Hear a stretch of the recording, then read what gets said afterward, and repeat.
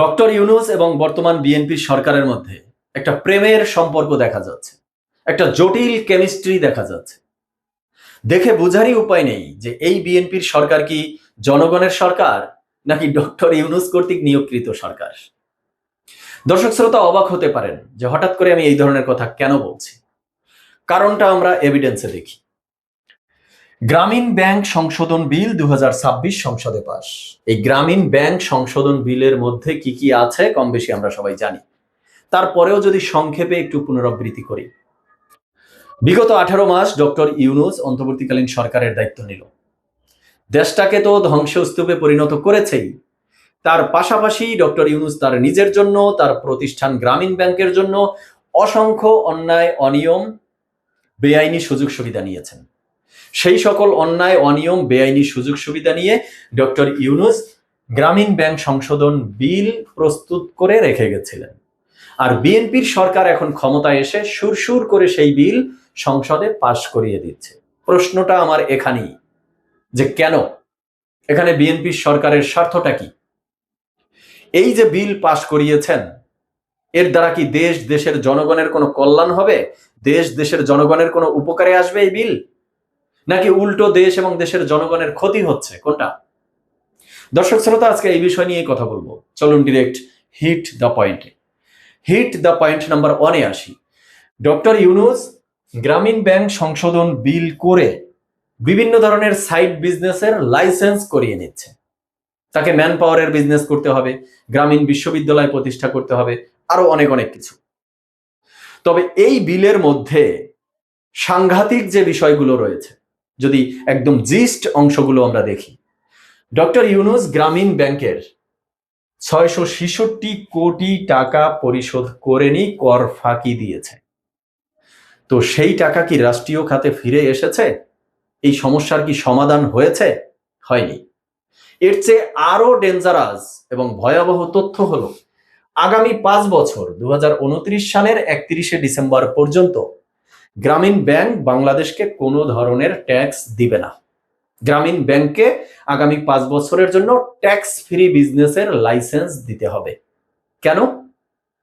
গ্রামীণ ব্যাংক, এই micro credit প্রতিষ্ঠান, আলাদা করে এই দেশের জন্য এমন কি করেছে যা অন্যান্য মাইক্রো ক্রেডিট প্রতিষ্ঠানগুলো করেনি? গ্রামীণ ব্যাংককে যদি 5 বছরের জন্য লাইসেন্স মানে ট্যাক্স ফ্রি লাইসেন্স দিতে হয়, তাহলে অন্যান্য মাইক্রো ক্রেডিট প্রতিষ্ঠান দোষ করেছে কি? তাদেরকেও দেন। কিন্তু না, অন্যান্য মাইক্রো ক্রেডিট প্রতিষ্ঠান এই সুবিধা পাবে না। এটা অনলি অন গ্রামীণ ব্যাংকই পাবে। কারণ কি? এই গ্রামীণ ব্যাংকের মধ্যে আছে একজন ইন্টারন্যাশনাল ব্যক্তিত্ব, একজন ইন্টারন্যাশনাল লেভেলের মহাজন। তাই তিনি অন্তর্বর্তীকালীন সরকারের ক্ষমতায় এসেছিলেন, একটা মামুবাড়ির আবদার পেয়েছে, তাই তার মতো করে তিনি বিভিন্ন ধরনের তার ডিমান্ড যুক্ত করে একটা বিল প্রস্তুত করে গেছে, আর সেই বিল এখন বিএনপি পাশ করিয়ে দিচ্ছে। তো এই যে আগামী 5 বছর গ্রামীণ ব্যাংক ট্যাক্স দিবে না, এতে ট্যাক্সের অনাদায়ের পরিমাণটা কোন জায়গায় গিয়ে দাঁড়ায় যদি একটু দেখি। বিগত তথ্য অনুযায়ী দেখা যায় প্রতি বছর গ্রামীণ ব্যাংকের ট্যাক্সের পরিমাণ এসে দাঁড়ায় 200 কোটি টাকার মতো। তাহলে 5 বছরে সেটা গিয়ে দাঁড়াবে 1000 কোটি টাকারও বেশি। আগামী 5 বছর গ্রামীণ ব্যাংক 1000 কোটি টাকার মতো ট্যাক্স দিচ্ছে না। এর আগে আরো 666 কোটি টাকা ফাঁকি দিয়েছে। এই টাকাগুলো কাদের? রাষ্ট্রের টাকা। আর এই রাষ্ট্রের টাকা মানেই হলো, দর্শক শ্রোতা, আপনার আমার XYZ, আমাদের জনগণের টাকা। তাহলে জনগণের টাকার কোনো সমাধান হচ্ছে না, রাষ্ট্রীয় খাতে টাকা আসতেছে না, এই ধরনের একটা বিল বিএনপি পাশ করিয়ে দিচ্ছে। আর এর মধ্য দিয়ে তাহলে জনগণের কি কল্যাণটা আছে আমাকে একটু বলুন তো, কি উপকারে আসবে এই রাষ্ট্রের, এই জনগণের এই বিল? এবার আসি হিট দ্য পয়েন্ট নাম্বার 2। এই যে বিএনপি সরকার, আপনারা প্রায় 2000 কোটি টাকার ট্যাক্স আসতেছে না, সেই বিল পাশ করিয়ে দিচ্ছেন। রাষ্ট্র চালাবেন কি দিয়ে?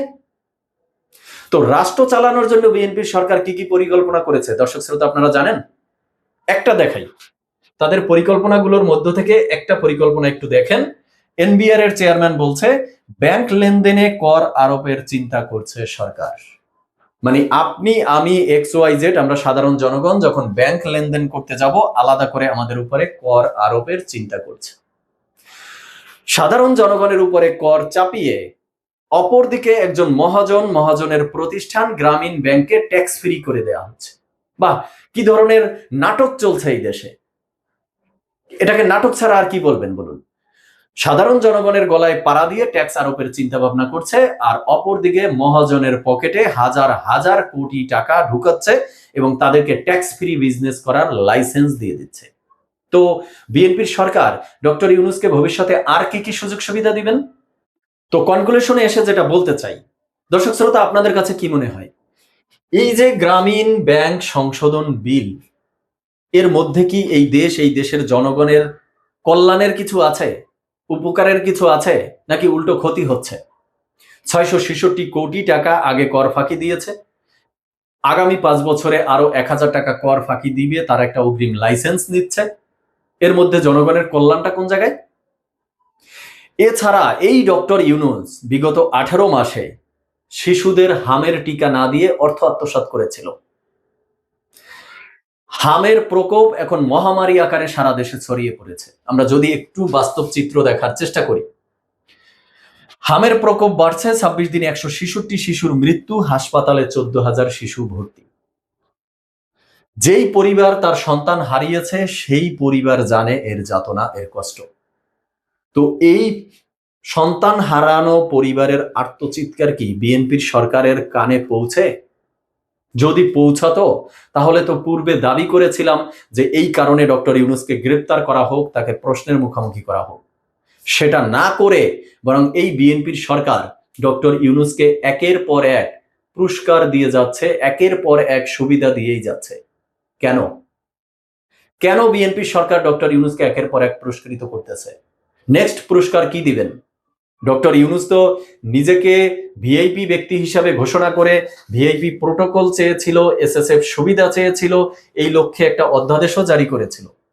তাহলে বিএনপির সরকার কি ডক্টর ইউনূসের এই অধ্যাদেশটাও আইনে পরিণত করতে যাচ্ছেন? করে দেন, যেভাবে পুরস্কৃত করতেছেন এটাও করে দেন।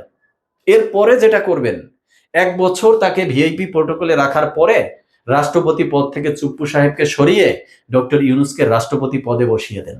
তাহলেই মনে হয় বিএনপির সরকারের সাথে ডক্টর ইউনূসের যে প্রেমের সম্পর্ক সেটার ষোলকলা পূর্ণ হয়।